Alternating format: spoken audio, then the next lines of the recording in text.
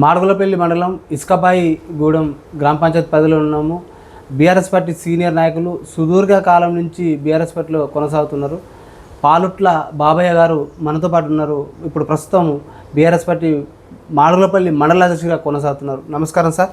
నమస్కారం సార్. మీరు గత 10 ఏళ్లలో బీఆర్ఎస్ పార్టీలో కొనసాగుతున్నారు. ఇప్పుడు మండలాధ్యక్షుడిగా పనిచేస్తున్నారు.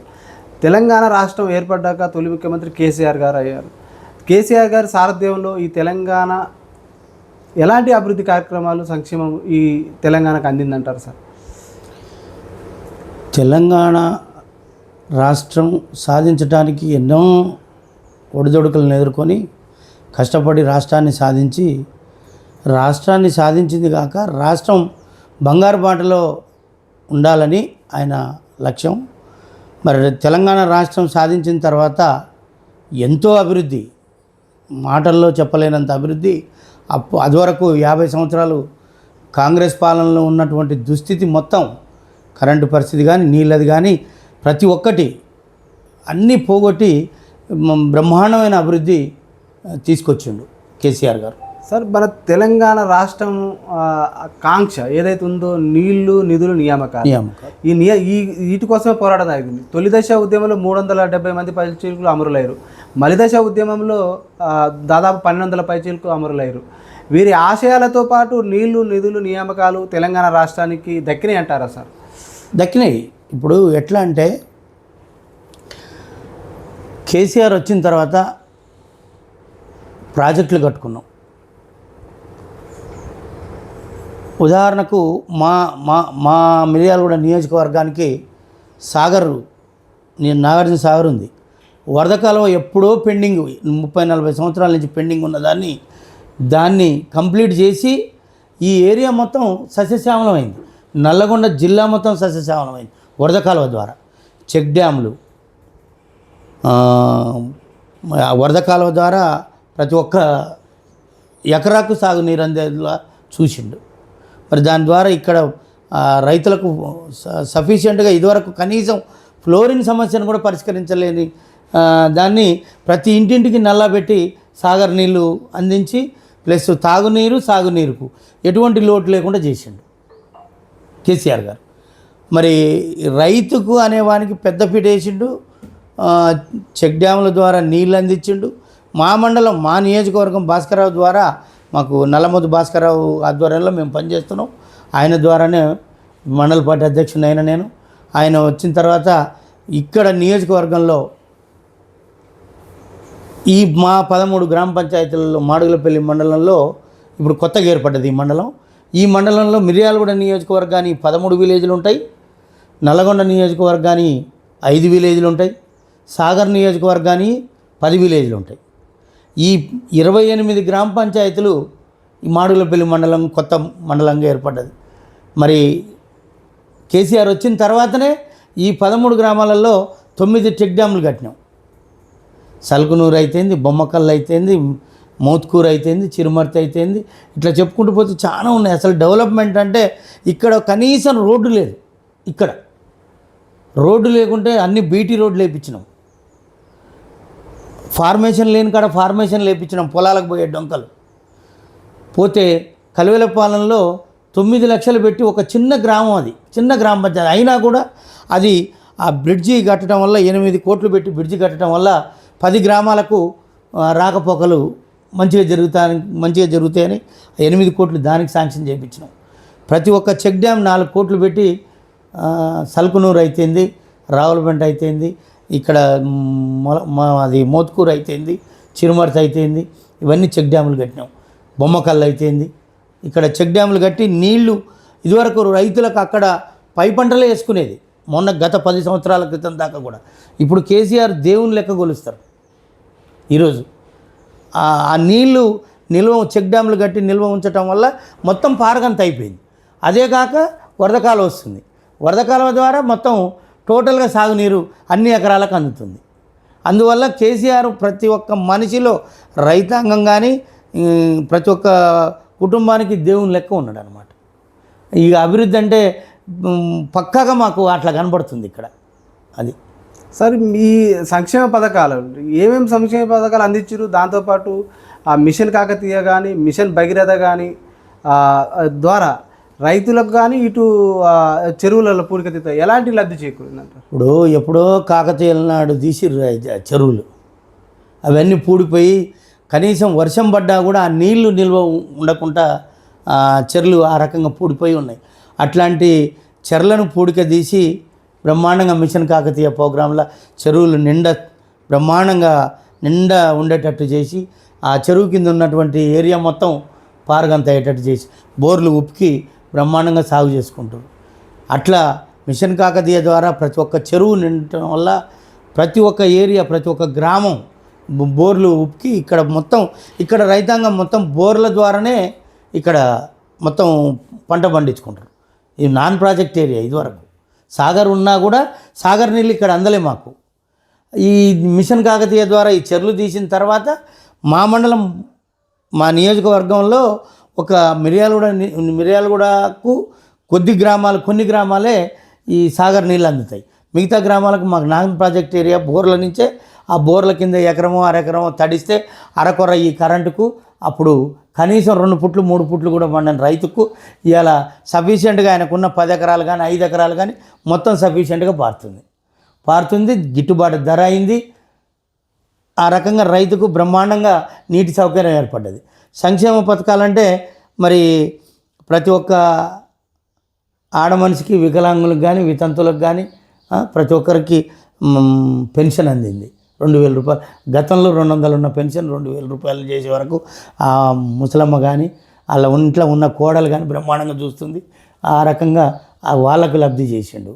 ఇకపోతే వితంతువులకు, ఇకపోతే ఒంటరి మహిళలకు, వికలాంగులకు 4,000 ఇచ్చి ఎంతో ఆదుకుండు. ఇన్ని రకాల పెన్షన్స్. పోతే మిషన్ భగీరథ ఇంటింటికి నల్ల సాగర్ నీళ్ళు ఎక్కడనో ఒక్కడ ఊళ్ళో ట్యాంక్ కడితే అసలు మాకు సాగర్ నీళ్ళు ఎట్లుంటాయి కూడా మేము చూడలే. అది మొత్తం ఫ్లోరిన్ వాటర్. ఏడదమైనా కూడా 300-400 ఫీట్ల నుంచి వచ్చే వాటరు మొత్తం ఫ్లోరిన్ అయ్యి ఆ పైపులకు జామ్ అయ్యి ఆ నీళ్లు తాగి మోకాలు నొప్పులు అనేక రకమైన జబ్బులు వచ్చేది. అట్లాంటిది ఇలా ఇంట్లోకి నల్లబెట్టి ఇంట్లోనే బిందెలు పట్టుకునే పరిస్థితి తెచ్చిండు. అట్లా అనారోగ్య పాలు కాకుండా ఆ రకంగా చేసిండు. మరి ఇట్లా చెప్పుకుంటూ పోతే ఒక్కటి కాదండి. కళ్యాణ లక్ష్మి, షాదీ ముబారకు, ప్రతి ఒక్కటి ఆయన చేసిన పథకాల వల్ల ఇవాళ సఫిషియెంట్గా బ్రహ్మాండంగా కేసీఆర్ని దేవుని లెక్క తలుస్తారు. అట్లాంటి తలిసిన ఈ ప్రభుత్వాన్ని కోల్పోయిన ప్రజలు వాళ్ళే ఏడుస్తారు. వాళ్ళే ఎందుకు పోగొట్టుకున్నావా అని వెనకకు ఆలోచించుకుంటారు. ఇప్పుడు ఆలోచించుకుంటారు. సార్, మీ ప్రభుత్వ ఆయంలో వ్యవసాయ రంగానికి కానీ రైతాంగానికి ఎలాంటి పెద్దపీట వేశారు? వ్యవసాయ రంగానికంటే చెప్తున్నా కదండి. ఇప్పుడు మిషన్ కాకతీయ ద్వారా చెర్లను పూడిక తీసి చుట్టుమున్న బోర్లు ఉప్పుకోవటం వల్ల అట్లా సాగునీరు అయింది. ఇట్లా సాగర్ వాటర్ రావటం వల్ల సాగర్ నీళ్లు 2 కార్లు వదలటం వల్ల సాగర్ ఆయకట్టు కింద ఉన్న రైతులకు అట్లా పంటలు పండినాయి. ప్రతి ఒక్క ఇప్పుడు ఈ వరదకాలు ఉన్నది, D40 కెనాల్స్ ఉన్నాయి. ఈ అన్నిటిని పునరుద్ధరించడం వల్ల ఎలిమినేటి మాధవరెడ్డి ప్రాజెక్టు ద్వారా వచ్చినటువంటి సబ్ కెనాల్స్ మొత్తం అప్పుడు పడావబడి ఉన్నాయి. అట్లాంటి వాటిని పునరుద్ధరించి మొత్తం ఆ కాలువల ద్వారా కూడా ఈ నాన్ ప్రాజెక్ట్ ఏరియా నల్గొండ జిల్లాలో ఉన్నటువంటి 12 నియోజకవర్గాలకు నీరు అందించడం వల్ల బ్రహ్మాండమైన నీరు రావటం వల్ల ఈ ఆయకట్టు మొత్తం సఫిషియెంట్గా పారి ధాన్యం పండించుకోవటం వల్ల సఫిషియెంట్గా గిట్టుబాటు ధర. మళ్ళీ అదేవిధంగా రైస్ మిల్లర్స్కి కానీ ఎటువంటి కానీ దొడ్డు ధాన్యం పండినా సన్నధాన్యం పండితే రైస్ మిల్లర్లకు గిట్టుబాటు ధర కావాలని వాళ్లకు చెప్పటం. ప్లస్ దొడ్డు ధాన్యం పండినా కూడా ఐకేపీ ద్వారా సెంట్రల్ గవర్నమెంట్ కొనకున్నా ఈయన కొని గోడౌన్లలో స్టాక్ పెట్టైనా రైతును ఆదుకొని ఆ రకంగా ఆదుకుండు. అట్లాంటి పెద్దపీట వేసిండు. రైతు బీమా ఏర్పాటు చేసిండు. ఏమన్నా రైతు ఇలా చనిపోతే 5 లక్షలు ఎమ్మటే వచ్చేటప్పుడు వితిన్ 1 వీక్లో వాళ్ళ అకౌంట్లో రైతు బీమా పడేటట్టు చేసిండు. అన్ని రకాలుగా ప్రతి ఒక్క సౌకర్యం రైతుకు, ఏ రకంగా ఎరువులు కూడా సకాలానికి అందేటట్టు సబ్సిడీ విత్తనాలు కానీ ఈ రకంగా ప్రతి ఒక్కటి కూడా రైతుకు పెద్దపీట వేసి అలా రైతు బంధు వేసి రైతు బీమా వేసి ఇదంతా చేసుకుంటూ కేసీఆర్ని మర్చిపోకుండా చేసిండు. రైతు అనేవాడు కేసీఆర్ను బ్రతికున్నన్ని రోజులు కూడా కేసీఆర్ని మర్చిపోకుండా చేసిండు. అటువంటి పెద్దపీట వేసిండు అనమాట. సార్ మీ ప్రభుత్వ హయాంలో తెలంగాణ ఉద్యమకారులకు కానీ నిరుద్యోగులకు ఎలాంటి ప్రాధాన్యత దక్కింది, వాళ్ళకి ఎలాంటి గౌరవం ప్రాధాన్యత దక్కింది. ఇప్పుడు మా జడ్పీ చైర్మన్ ఉండు బండా నరేందర్ రెడ్డి, ఆయన ఉద్యమంలో పాల్గొన్నాడు కాబట్టే జడ్పీ చైర్మన్ పదవులు దక్కినాయి. ప్రతి ఒక్కరికి అట్లానే జడ్పీటీసీలు కానీ ఎంపీపీలు కానీ ప్రతి ఒక్కటి కూడా ఉద్యమంలో పాల్గొన్న ప్రతి ఒక్కరికి కూడా అట్లాంటి అవకాశాలు కల్పించింది. సరే, ఉద్యమకారులకు గత ప్రభుత్వంలో న్యాయం దక్కలేదని ఉద్యమకారులు అంటున్నారు. ఇండ్ల ప్లాట్లు ఇస్తున్నారు, దాంతోపాటు డబుల్ బెడ్రూమ్లు ఇస్తున్నారు, దాంతోపాటు ఉద్యమకారులకు ఏదైనా పెన్షన్ సౌకర్యం కల్పిస్తున్నారు. ఎందుకు గత ప్రభుత్వంలో ఉద్యమకారులను కొంచెం నిర్లక్ష్యం చేసినట్టు అనిపిస్తుంది? నిర్లక్ష్యం చేసినట్టు అనిపిస్తుందని మీరు అనుకుంటారు కానీ మేము అనుకోవట్లేదు. ఎందుకంటే గవర్నమెంటు అతలాకుతలంగా ఉంది. మేము వచ్చినప్పుడు, తెలంగాణ గవర్నమెంట్ వచ్చినప్పుడు కరెంటు సక్రమంగా లేదు, నీళ్లు సక్రమంగా లేవు, ఉద్యోగ అవకాశాలు లేవు. ఇది దుర్భరమైన పరిస్థితుల్లో కేసీఆర్ గవర్నమెంట్ వచ్చింది, తెలంగాణ గవర్నమెంట్ వచ్చింది. ఒకేసారి అందరికీ న్యాయం చేయాలంటే చేయలేని పరిస్థితి. ఒకేసారి న్యాయం చేయాలంటే ఇప్పుడు రైతులకు కానీ, ప్రజలకు కానీ, ఉద్యమకారులకు కానీ, ప్రతి ఒక్కరికి కూడా అందరికీ, అంటే మన కుటుంబంలో ఉన్న ప్రతి ఒక్కరికి ఉన్న ముగ్గురు కొడుకులను అందరినీ సక్రమంగా చూడలేని తండ్రి ఉంటాడు. ఒక్కొక్కరికి ఒక్కొక్క అవకాశం ఉంటుంది. ఒకడు వ్యవసాయం చేసుకుంటాడు, ఒకడు చదువుతుంటాడు. అందరినీ చదివేయలేడు, అందరినీ ఇదే రకంగా చేయలేడు. కానీ అది చేసు ఆయన మళ్ళీ గవర్నమెంట్ వచ్చేసరికి అందరినీ సఫిషియెంట్గా 100% అందరికి చేసి, కానీ కొంతమందికి అందలేదన్నమాట మీరు అన్న దాంట్లో వాస్తవం లేకపోలేదు. అయినా కూడా ఇప్పటికైనా వాళ్ళని ఏం మర్చిపోడు కేసీఆర్ గారు. ఉద్యమంలో రాష్ట్ర సాధన కోసం ఎవరైతే పోరాడారో వాళ్ళందరినీ కూడా కొంత మేరకు పదవుల రకంగా కానీ ఏదో రకంగా కార్పొరేషన్లు ఇవ్వటము కానీ, మాకు విజయసింహారెడ్డి ఇదివరకు ఉద్యమంలో పాల్గొన్నాడు, తెలంగాణ ఉద్యమంలో ఆయన మాజీ ఎమ్మెల్యే, అయినా కూడా ఆయనకు ఎస్టీసీ కార్పొరేషన్ చైర్మన్ ఇచ్చిండు పిలిచి, ఆయనే ఏ కోరకున్నా. అటువంటి నేను చెప్పుకుంటూ పోతే ఉన్నాయి. కొంతమందికి ఉద్యమకారులను పిలిచి కూడా పదవులు ఇచ్చిండు, పదవి అవకాశాలు ఇచ్చిండు, అన్ని రకాలుగా చూసిండు. మరి అట్లాంటిది కాకపోతే ఏంటంటే కొంతమేరకు 50-60% జరిగింది, కానీ ఇంకా 40% జరగలేదు. మీరు అన్న దాంట్లో కొద్దిగా వాస్తవం లేకపోలేదు. అధికార పార్టీ ఇప్పుడు ఆరోపిస్తున్న ప్రధానమైన గత 10 ఏళ్లలో నిరుద్యోగులను పట్టించుకోలేదు, దాంతోపాటు ఉద్యమకారులను పట్టించుకోలేదు. ఉద్యోగాలు లాస్ట్ 10 ఏళ్ళలో 9 ఏళ్లకు నోటిఫికేషన్ వేసి అది పేపర్ లీకేజ్ చేసి నిరుద్యోగులకు అన్యాయం చేసిందని ఇప్పుడున్న ప్రధాన అధికార పార్టీ అంటున్నారు సార్, కాంగ్రెస్ పార్టీ. దీనిపై మీ స్పందన? అధికార పార్టీ ఎత్తుగడతోటి, మాయ మాటలతోటి, అలివిగాని హామీలతోటి 420 హామీలు ఇచ్చి ఏ రకంగానైనా 2 సార్లు, 3వ సారి కేసీఆర్ కూడా 3వ సారి కూడా గద్దెనెక్కితే ఇక మన పార్టీ నామరూపాలు లేకుండా పోతుంది అనే ఉద్దేశంతో, ఎత్తుగడలతోటి, కుయుక్తులతోటి వాళ్ళే ఈ రకమైనది చేసి మా ప్రభుత్వం మీద నెట్టిరు. అది వాస్తవం. నెట్టి ఏ రకంగా ప్రభుత్వాన్ని అబాస్పాలు చేయాలి. ఇప్పుడు చూస్తున్నారు మీరు, ఆలమట్టి డ్యామ్ ఏదో పెద్దగా పలిగిపోయిందని, ఇన్ని క్యూసెక్ల నీరు వస్తుంది, అక్కడి నుంచి వదులుతురు. అయినా కూడా ఈ రకంగా ఆ డ్యామ్ ఎట్లా తట్టుకుంటుందండి? అది ఆలమట్టి మేడిగడ్డ ఒక్కటేనా ఆలమట్టి డ్యామ్ అంటే? వాళ్ళ విజ్ఞతకే వదిలేసింది. సారీ, కాళేశ్వరం ప్రాజెక్టు మేడిగడ్డ ఒకటే చూపించుకుంటా కొద్దిగంత క్రాక్ ఇచ్చింది. అదొకటేనా కాళేశ్వరం ప్రాజెక్ట్ అంటే? ఎన్ని పైప్ లైన్లు, ఎన్ని బ్యారేజీలు, ఎన్ని మోటార్లు, ఎన్ని ఎత్తిపోతలు, అవన్నీ చూస్తే ఆయనకు కనపడుతుంది. దాని ద్వారా ఎన్ని వేల ఎకరాలు, ఎన్ని లక్షల ఎకరాలు పారుతుంది, దానివల్ల ఎంత అభివృద్ధి చెందింది. కేసీఆర్ అభివృద్ధి చేసిండు అనడానికి అదొకటే కారణం, అదొక్కటి చూపిస్తే చాలు. ఇప్పుడు అధికార పార్టీ ఆరోపణ ఏంటంటే కాళేశ్వరం కాదు, అది కూలేశ్వరం.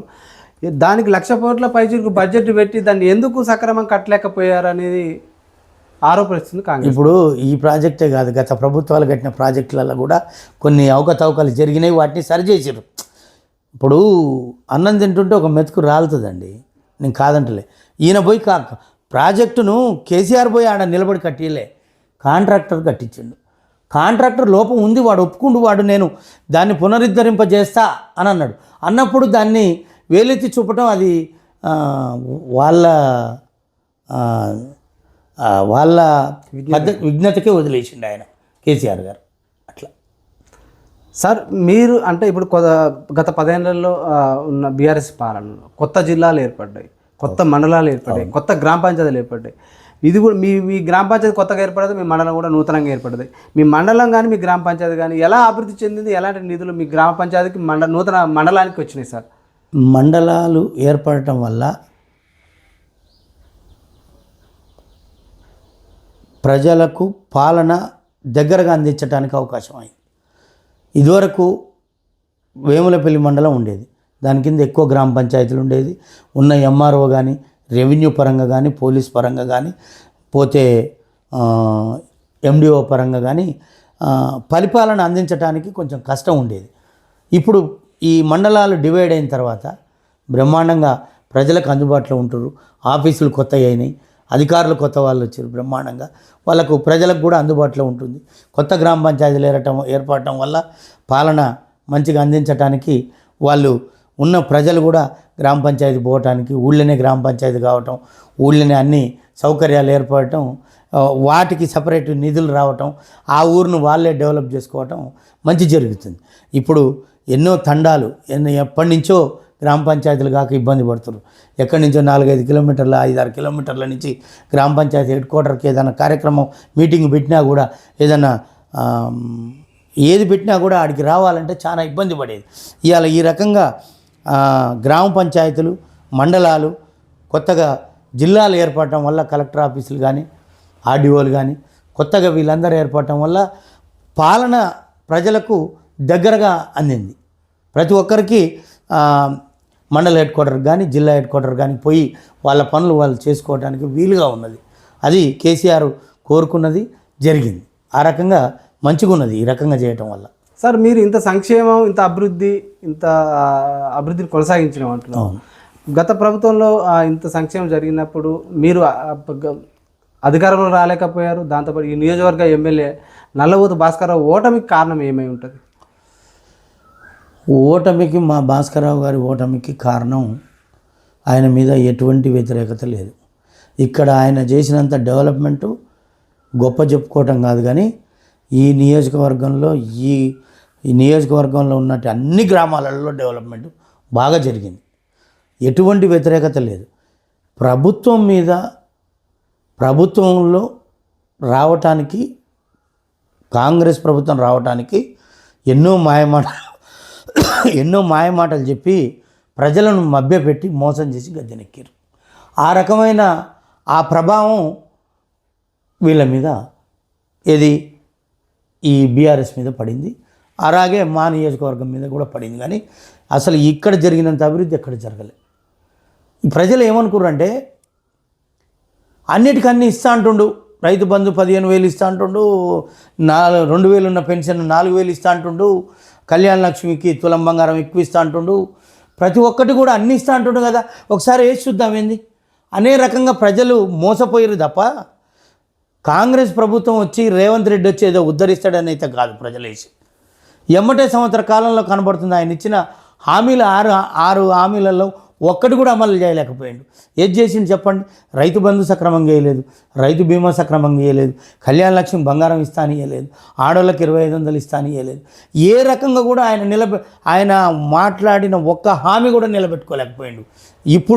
ఇప్పుడు ఎలక్షన్ పెట్టమనండి, 4 సీట్లు వస్తే నేను దేనికైనా సిద్ధం. ఆ ప్రభుత్వం 100 పైచీలు గెలుస్తాం, 100 పైచీలకైనా గెలుస్తాం, 100 పైచీలు గెలుస్తామని అంటున్నారు వాళ్ళు. అంటున్నారు బీఆర్ఎస్ గెలుస్తుంది, బీఆర్ఎస్ గెలిచేది వాళ్ళు చెప్పుకుంటారు అంతే. ఆయన మీద ఎంత వ్యతిరేకత ఉందనేది ఒక్కసారి ఆయన సొంత గ్రామం వెళ్ళి అడిగితే తెలుస్తుంది.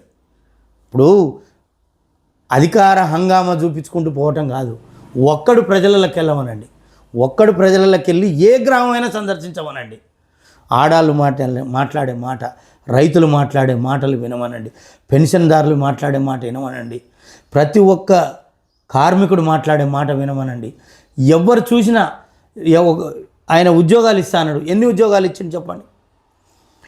మా ప్రభుత్వం 60,000 పైచీలకు మేము భర్తీ చేసినాం అంటున్నాం. 60,000 పైచీలకు కాదండి, 40,000 పోస్టులు మేమే చేసినాం. అంటే మా ప్రభుత్వం ఆయననే చేసినాం. అవి వాడిచ్చి తర్వాత వచ్చి గవర్నమెంట్ వచ్చినాక ఇచ్చి నేను ఇచ్చిన అని చెప్పుకుంటుండే. అది ఎంతవరకు సబబు? మేము మా గవర్నమెంట్లో 1,47,000 ఉద్యోగాలు ఇచ్చినాం. కొత్త కంపెనీలకు స్వాగతం పలికినాం. కేటీఆర్ ఉన్నటువంటి నాలెడ్జ్ తోటి ఆయనకున్నటువంటి అనుభవంతో ఇతర దేశాల నుంచి మొత్తం కంపెనీలను తీసుకొచ్చి వాళ్ళకు అన్ని అవకాశాలు కల్పించి ఉద్యోగ అవకాశాలు ఎన్నో కల్పించిండు. ఆ రకంగా ప్రభుత్వం కేసీఆర్ ప్రభుత్వంలో ఎన్నో రకాల డెవలప్మెంట్స్ ఉద్యోగస్తులకు కానీ, రైతులకు కానీ, వృద్ధులకు కానీ, ప్రతి ఒక్క రకమైన కార్మికులకు కానీ, కర్షకులకు ప్రతి ఒక్కరికి అన్ని రకాల లబ్ధి చేకూరింది. ఇవాళ మనం ఎమ్మటే వాళ్ళకి తేడా కనపడుతుందండి. ప్రజలకు వాళ్ళకే తేడా కనపడుతుంది. అయ్యో మనం అనవసరంగా మోసపోయి ఓటేసినవి అనే భావన ప్రతి ఒక్కరిలో కలిగింది. అందుకనే మేము ఇవాళ మళ్ళీ మేమే గవర్నమెంట్ ఏర్పాటు చేస్తాం. ఆయనకు తగిన బుద్ధి చెప్తారు. ఆయన చేసిన హామీలు ఏమైనా ప్రజలు నిలదీసి అడిగే రోజు వచ్చింది. వాళ్ళు ఏ రకంగానైనా రేపు స్థానిక సంస్థలు కానీ, రేపు రాబోయే అసెంబ్లీ ఎన్నికల్లో కానీ తగిన బుద్ధి చెప్తారు. సరే, అధికార పార్టీ ఇప్పుడు ఏమంటుందంటే వీళ్ళు గత 10 ఏళ్లలో ఆర్థిక విధ్వంసం చేశారు, రాష్ట్రాన్ని అప్పుల కుప్పగా మార్చారు.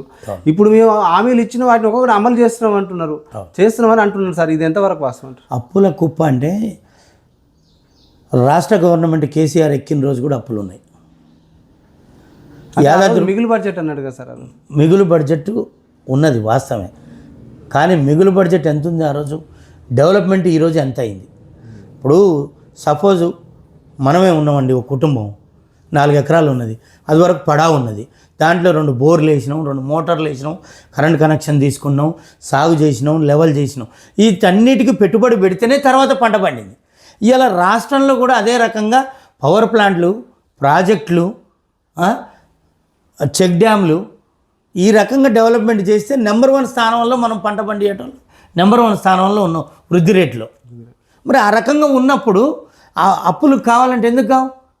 ఇప్పుడు సంక్షేమ పథకాలు పెట్టినాం, రైతుకు అభివృద్ధి చూపించినాం, ప్రజలకు అన్ని రకాల సదుపాయాలు రోడ్లు ఏర్పాటు చేసినాం, ప్రతి వీధికి గ్రామ పంచాయతీలు ఏర్పాటు చేసి కరెంటు సౌకర్యం ఏర్పాటు చేసినాం, ఫ్రీ కరెంట్ ఇచ్చినాం, మరి రోడ్లు ఏర్పాటు చేసినాం, రైతులకు నీళ్ళు ఏర్పాటు చేసినాం, ఉచిత కరెంటు ఏర్పాటు చేసినాం, యాదాద్రి పవర్ ప్లాంట్ లాగా పవర్ ప్లాంట్లు కట్టినాం.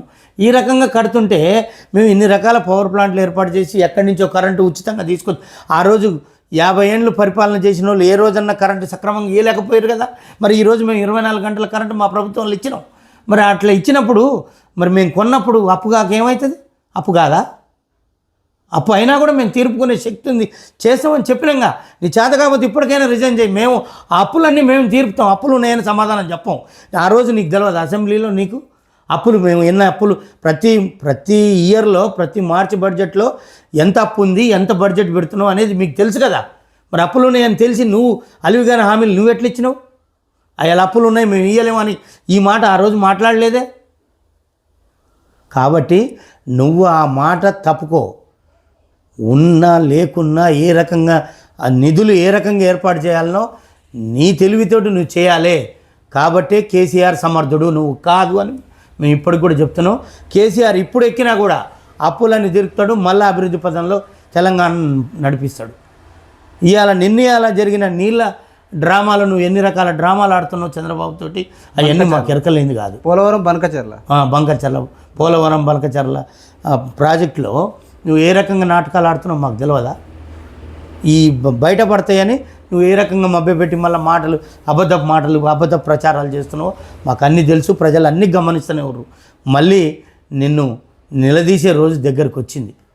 సార్, ఇప్పుడు ప్రస్తుత ప్రభుత్వం ఆ వ్యవసాయానికి పెద్దపీట వేస్తున్నాం, రైతన్నలకు పెద్దపీట వేస్తున్నాం, అతను నిరుద్యోగులకు కూడా ఆ ఉద్యోగ కల్పన చేస్తున్నాం, సంక్షేమాన్ని ముందు తీసుకుపోతున్నాం అని అంటున్నది. ఇది గ్రామ స్థాయిలో ఏ విధంగా అందుతున్నది సంక్షేమం కానీ వ్యవసాయ రంగానికి కానీ? వ్యవసాయ రంగాన్ని నేను ఏం చెప్పను, ఒకటే ఉదాహరణ చెప్తా. ఈ ఐకేపీలకు పోయి చూడండి, ధాన్యం కొనుగోలు అయినాయా లేదా? రైతులు అలో లక్ష్మణ అని ఏడుస్తారు, వర్షాలు పడి పంట ఖరాబ్ అయ్యి. ఇప్పటి వరకు నువ్వు కనీసం వాళ్ళు పండించిన పంట ధాన్యం కొనలేకపోయినావు, ఎత్తియలేకపోయినావు. ఇప్పటి వరకు నీ అభివృద్ధి ఏది? సంక్షేమం అంటున్నావు. ఎక్కడ నువ్వు 24 గంటలు మా ప్రభుత్వంలో ఇచ్చిన కరెంటు, ఇక్కడ ఎక్కడికి వచ్చిన ఏ ఊరు వచ్చి అయినా కరెంటు చూడండి. కరెంటు ఇదివరకు లెక్క వస్తుందా?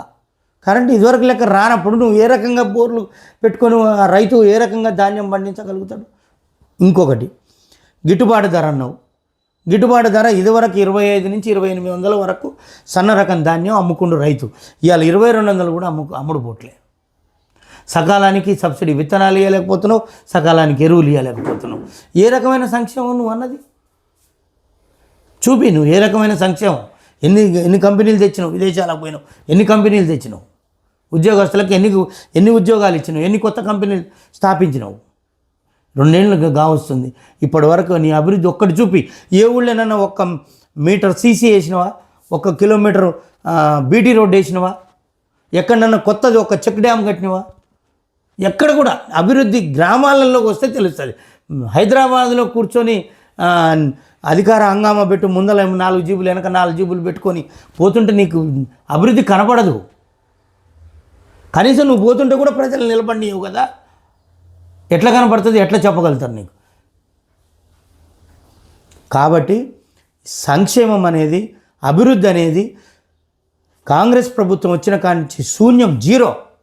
ఎక్కడ ఏ ఊరు పోయినా ఆ కాంగ్రెస్ మంత్రులను కానీ ఎమ్మెల్యేలను కానీ వాళ్ళని పోయి ఊళ్ళల్లోకి పోయి అడగమనండి, అప్పుడు తెలుస్తుంది. కానీ ఊకనే అక్కడ కూర్చొని మా ప్రభుత్వానికి ఏంది మేము ఇచ్చినాం 4 ఇండ్లు ఇచ్చి, సపోజ్ ఈ కొత్త గ్రామ పంచాయతీ ఏర్పడ్డదండి, ఇక్కడ ఏర్పడ్డ తర్వాత నీ కాంగ్రెస్ ప్రభుత్వం వచ్చిన తర్వాత నువ్వు ఇండ్లు ఇస్తా అన్నావు. 1 ఇల్లు ఇచ్చిండ్రండి, ఇక్కడ ఇల్లు ఇచ్చినని చెప్పుకుంటున్నావు. 1 కొత్త పెన్షన్ ఇవ్వలేదు ఈ ఊళ్ళో, 1 ఉన్న పెన్షన్లు తీసేసినావు. సార్ ఇప్పుడు కాంగ్రెస్ పార్టీ నియోజకవర్గానికి 3,500 ఇందిరమ్మ ఇల్లు ఇస్తున్నాం అంటుంది. చెప్పుకో. ప్రతి పేదకు నిరుపేదకు రేషన్ కార్డులు అందుతున్నాయి అంటున్నారు సార్. మరి ఈ గ్రామ సభ ఇటీవల గ్రామ సభలలో వాటిపైన ఎక్కువ దరఖాస్తులు వచ్చినట్లు, మరి ఈ పేదల నిరుపేదలకు అంతలేవా సార్? ఒకటేనండి, మాటలు చెప్పుకుంటూ పోతే 100 మాటలు. రేవంత్ రెడ్డే అబద్ధపు ముఖ్యమంత్రి, మాటలే అబద్ధపు మాటలు, ప్రచారమే అబద్ధ ప్రచారం, వాగ్దానాలే అబద్ధపు వాగ్దానాలు, మోసపూరితమైన మాటలు. ఒకటేనండి, లబ్ధిదారుడు మీ సేవకు పోయి అప్లై చేసుకుంటే రేషన్ కార్డుది క్లోజ్ అయింది అని చెప్తుండు. నీకు కొత్త రేషన్ కార్డులు ఇచ్చినావు, ఎంతమందికి ఇచ్చినావో ఒక్కసారి గ్రామానికి వచ్చి చూపియండి. నేను అనేది ఒకటేనండి, మీరు ఏ గ్రామంలోనైనా ఎన్ని రేషన్ కార్డులు ఇచ్చి 3,500 ఇండ్లు ఇచ్చినన్నావు నియోజకవర్గానికి. 3,500 ఇండ్లల్లో నియోజకవర్గంలో కనీసం 100 నుంచి 150 గ్రామాలు ఉంటాయి. 150 గ్రామాలకు 3,500 ఇండ్లు ఇచ్చినా నువ్వు సరిపోవు ఇప్పుడున్న పరిస్థితుల్లో. 3,500 ఇండ్లు కూడా నువ్వు ఇయ్యలేదు, అయినా నువ్వు చెప్పుకుంటున్నావు. ఉదాహరణ, మా గ్రామ పంచాయతీ ఉంది, కనీసం మా గ్రామ పంచాయతీ 10 అన్న రావాలిగా. 3,500 ఇండ్లు అంటే ఏది 10లో 1 కూడా రాలే. 1 వచ్చింది మొన్న అడిగితే. అదేంది ఇచ్చినా చెప్పుకుంటున్నావు నువ్వు, ఊకనే అబద్ధ ప్రచారాలు చేస్తున్నావు. ఇప్పుడు నా ఊళ్ళో 1 ఇల్లు వచ్చిందని పక్క గ్రామానికి ఎట్లా తెలుస్తుంది? తెలియదు. ఆ ప్రజలు మోసపోతారు. ఆ ఊళ్ళో కూడా 10 ఇండ్లు వచ్చినాయి. అట్లనే నియోజకవర్గానికి 3,500 ఇండ్లు వచ్చినాయి అని అంటున్నావు. ఇప్పటి వరకు మండలానికి 1 ఊరు ఎంపిక చేసి ఆ ఊళ్ళో ఇల్లు కట్టిస్తున్నాను, 20-30 ఇండ్లు కట్టిస్తున్నాను, వాళ్ళనే కట్టుకోమన్నావు. వాళ్ళే డబ్బులు పెట్టి కట్టుకోరు. ఇప్పటి వరకు నువ్వు బిల్లు లేలే. హలో లక్ష్మణ అంటారు వాళ్ళు. నువ్వు ఏ రకంగా అభివృద్ధి సాధించినావు? సార్ రేషన్ కార్డులు ఇవ్వడమే కాదు, సన్న బియ్యం కూడా పంపిణీ చేస్తున్నావు అంటున్నారు సార్. సన్న బియ్యం పంపిణీ చేస్తున్నావు, ఓకే, దానికి ఒప్పుకుంటా నేను. సన్న బియ్యం ఏ రకంగా ఉన్నాయి? దొడి రకమే మంచిగా ఉన్నాయి, వీటికన్నా అయ్యనా ఏమన్నా అని జనాలు అంటారు. ఎక్కడియో పడవబడి అవి ఇచ్చి వాళ్ళని ఆగం చేస్తున్నావు. కనీసం సన్న బియ్యం ఈరోజు వస్తున్నాయి, నువ్వు అన్నట్టు సన్న బియ్యం వస్తున్నాయి, కానీ అవి ఒకసారి తిని చూడమనండి. ఆయన ప్రోగ్రాం పెట్టిండుగా, ప్రోగ్రాం పెట్టి ఇంటింటికి పోయి సన్న బియ్యం తిన్నాని.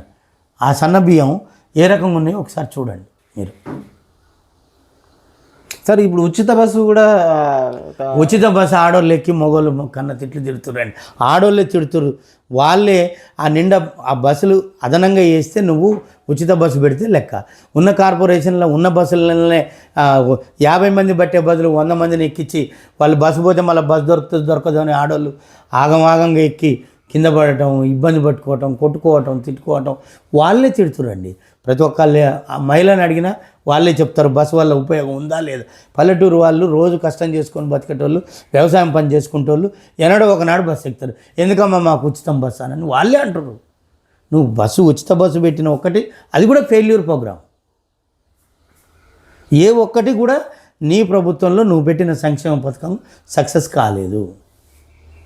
నీకు అడ్మినిస్ట్రేషన్ మీద అవగాహన లేదు.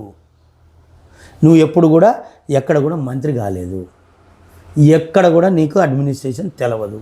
కాబట్టి నువ్వు ముఖ్యమంత్రిగా అన్నారు, నువ్వు ప్రజలకు తెలిసిపోయింది. నువ్వు చెప్పే మాయ మాటలు, మోసపూరితమైన మాటలు నమ్మే పరిస్థితిలో జనం లేరు. సార్, ఈ గ్రామ ప్రజలు ఈ స్థానిక సంస్థల ఎలక్షన్ వచ్చి సంవత్సరాల పరిచయం అవుతుంది.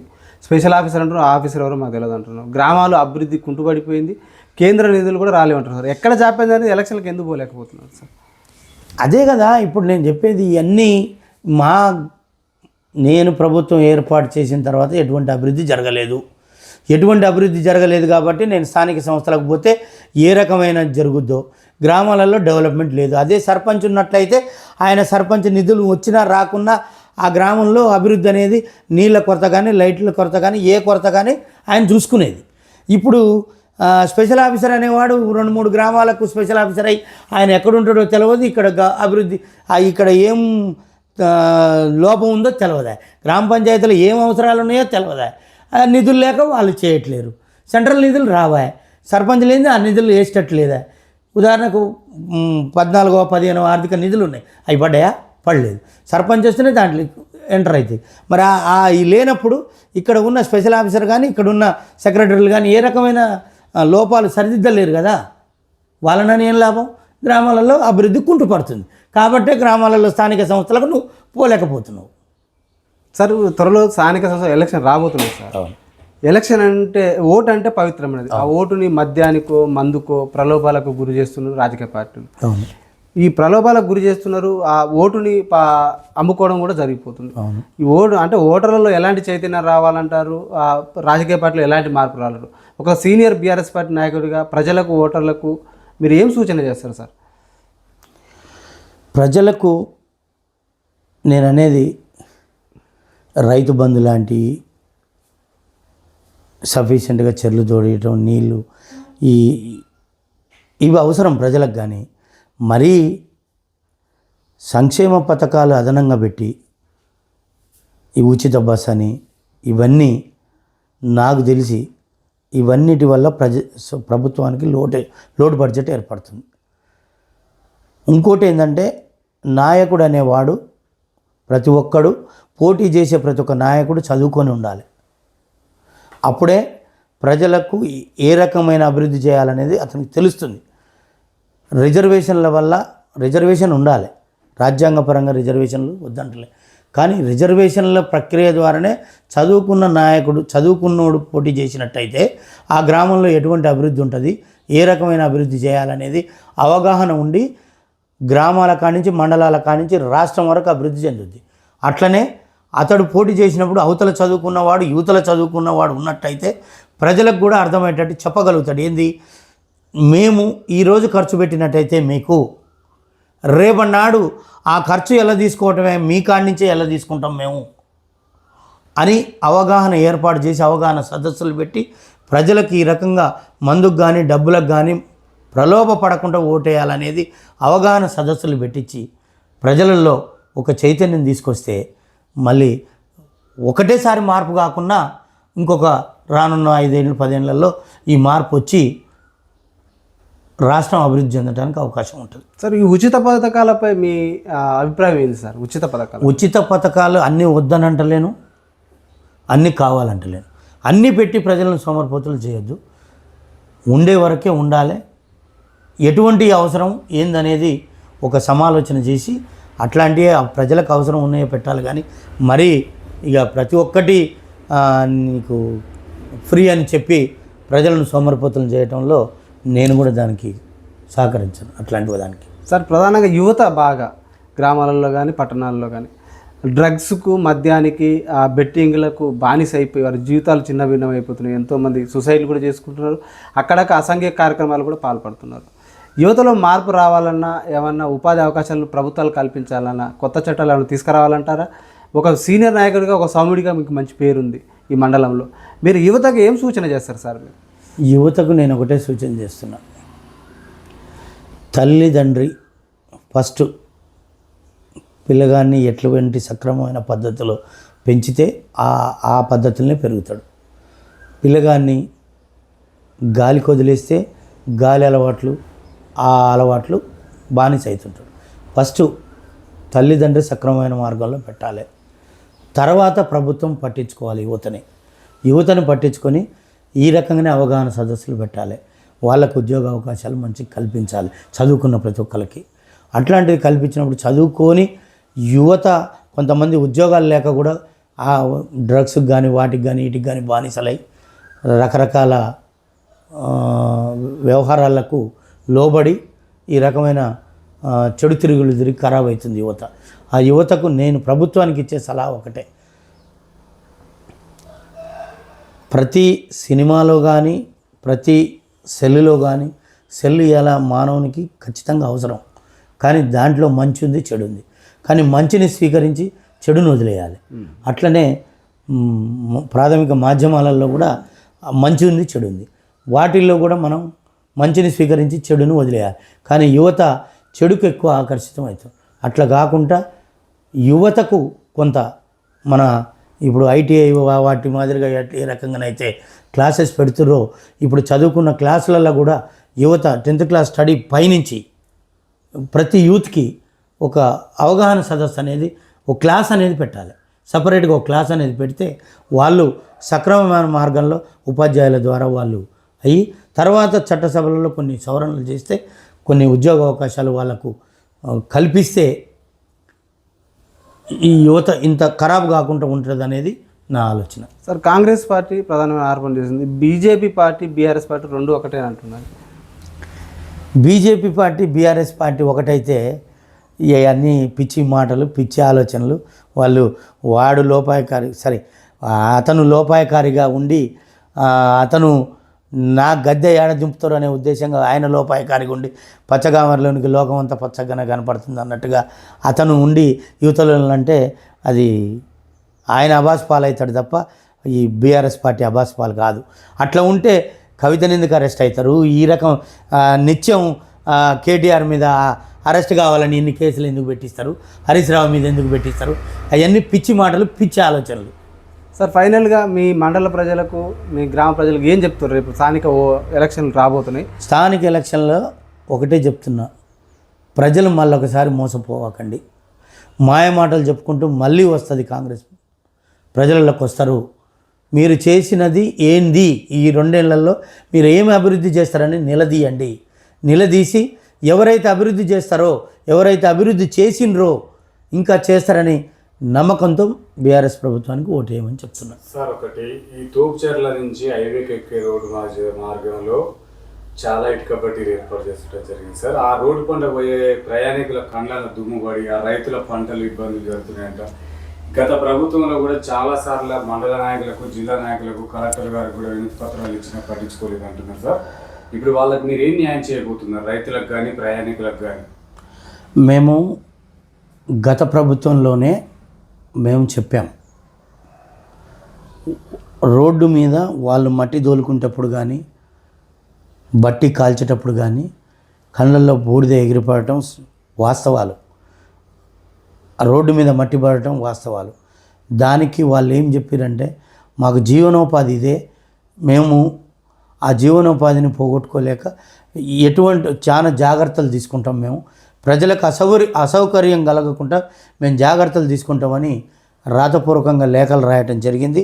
అయినా కూడా మేము దాన్ని సహించకుండా మీరు ఈ బట్టీలు తీసేసి ఎక్కడనో దూరంగా పెట్టుకోవాలి, రోడ్డుకు దగ్గర పట్ల ఉన్నాయనంటే వాళ్ళు కూడా మేము ఏర్పాటు చేసుకుంటామని చెప్పడం కూడా జరిగింది. ఆ రకమైన హామీ కూడా ఇచ్చుకుంటూ అక్కడ కూడా మీరు పోతుంటే కనబడుతుంది, అక్కడ మేము చెరువు కింద ఆ రోడ్డు అంతా ఖరాబ్ అయితే మేము అదంతా 4 కోట్ల రూపాయలు శాంక్షన్ చేయించి అక్కడ మొత్తం డబుల్ సీసీ వేయించి బీటీ రోడ్డు కొత్తగా వేయించి ఆ ఏరియా మొత్తం డెవలప్మెంట్ చాలా చేసినాం. వాళ్ళకు కూడా చెప్పినాం, మీరు మళ్ళొకసారి ప్రజలకు అసౌకర్యం జరిగి మా దృష్టికి వస్తే మటుకు బట్టీలు నిర్దాక్షిణ్యంగా మీకు తీసేస్తాం, మేమే ప్రభుత్వం కాదు ప్రజలం మేమే తీసేస్తామని గట్టిగా వార్నింగ్ చేయటం కూడా జరిగింది. వాళ్ళు కూడా దానికి సానుకూలంగా స్పందించారు. సార్, అందులో బాల కార్మికులతో పని చేపిస్తున్నారు సార్, అది నేరం కదా అట్లా చేయించడం? బాల కార్మికులు అనేది మేము గతంలో ఒకళ్ళు చేస్తే కూడా వాళ్ళ మీద కేసు పెట్టియడం జరిగింది. వాళ్ళకు పోలీసు వారికి కూడా మేము సపోర్ట్ చేసినాం, వాళ్ళ మీద కూడా కేసులు పెట్టించినాం. మీరు పోలీస్ స్టేషన్లో కనుక్కున్నా తెలుస్తుంది. మేము ఆ రకమైన చర్యలు తీసుకున్నాం. వాళ్ళని కూడా అట్లాంటివి మేము క్షమించాం. వాళ్ళు కూడా తర్వాత మేము ఎటువంటి పునరావృతం చేయమండి, మాకు తెలవకుండా వాళ్ళ తల్లిదండ్రులు తీసుకొచ్చి ఇందులో ఉంచారు, మాకు కూడా తెలియదు అని వాళ్ళు బుకాయించడం జరిగింది. దానికి తగ్గట్టుగా మేము చట్టం ద్వారా పోలీస్ కేసు కూడా పెట్టించాం. Okay sir, thank you sir. చూస్తూనే ఉండండి మీ తెలుగు టీవీ. ఓకే.